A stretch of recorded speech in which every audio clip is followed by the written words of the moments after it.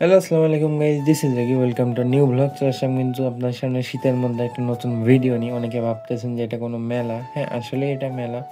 এটা হলো আমাদের খুলনায় অনেক ৭ দিনের জন্য একটা মেলা হয়েছিল। এটা হলো সেই মেলা। তো দেখতে থাকুন কি মেলা হয়েছে, কোথায় হয়েছে, বিস্তারিত সব থাকছে এই ভিডিওতে। তো আসলে এখানে একটা বইমেলা আয়োজন করা হয়েছে। যেমন যখন আপনি প্রথমবার জানতে পারতেছেন তখন হয়তো ভাবতেছেন যে এটা হয়তো বা ২১শে বইমেলা, যেটা হয় হলো আপনার খুলনা বিভাগীয় গ্রন্থাগার, যেটা বৈকালী অবস্থিত, সেখানে হয়। বাট এটা কিন্তু বৈকালীতে হচ্ছে না। এটা আমি প্রথমে ভাবছিলাম ২১শে বইমেলা, বাট না, এটা হলো খুলনা বিভাগীয় যে কমিশনার কার্যালয় আছে জোড়াগেটের ফায়ার সার্ভিসের থেকে একটু সামনে এসে বৈকালী বর্ডার পরে, তো সেখানে হচ্ছে এই মেলাটা।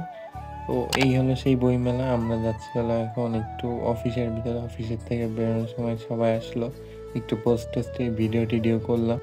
বইমেলায় আসা হয়েছে তো অনেকবার, কিন্তু এই খুলনা বিভাগীয় কমিশনার কার্যালয়ের মধ্যে আসছি সর্বোচ্চ গেলে ৩ বার।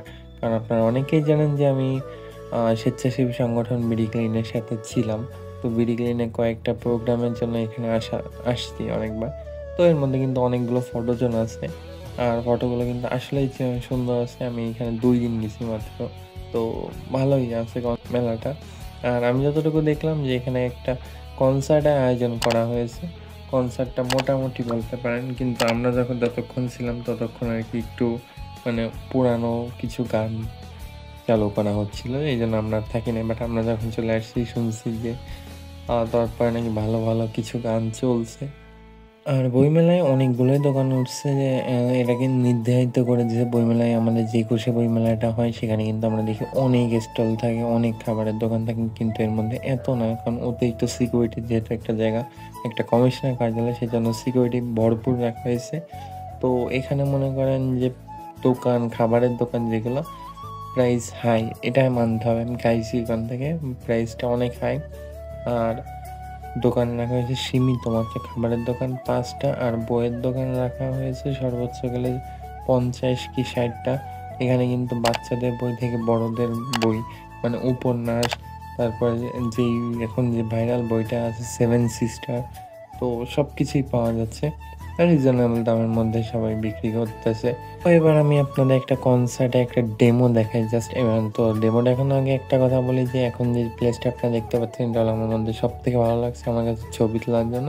এবার কিছু কনসার্টগুলো দেখেন, গানগুলো কেমন হয়েছে সেগুলোই দেখেন।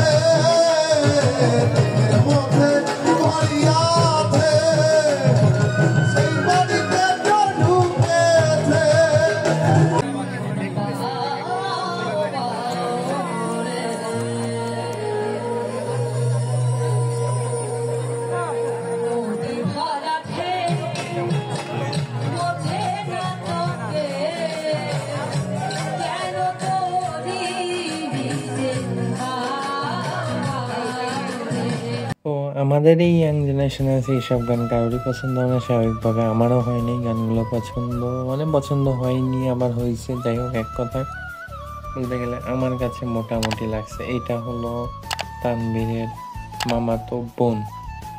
তো এখন হলো আমরা এখান থেকে বের হয়ে যাবো, কারণ অনেকক্ষণ আসছি। ভিডিও করা কোনো প্রিপারেশন ছিল না, বাট হুট করে মনে হল যেহেতু আজকে বিভাগীয় মেলাটা শেষ, আমি আপনার সামনে একটা মানে উপস্থাপন তো করতেই পারি। তো সেই জন্য আর কি আজকে চলে আসলাম।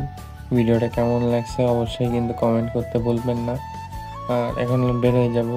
ভিডিওটা আজকে এই পর্যন্তই ছিল। ভিডিওটা ভালো লাগলে অবশ্যই লাইক, কমেন্ট, শেয়ার করতে ভুলবেন না। দেখা হচ্ছে অন্য কোনো ভিডিওতে। ততদিন পর্যন্ত ভালো থাকুন, সুস্থ থাকুন। আসসালামু আলাইকুম।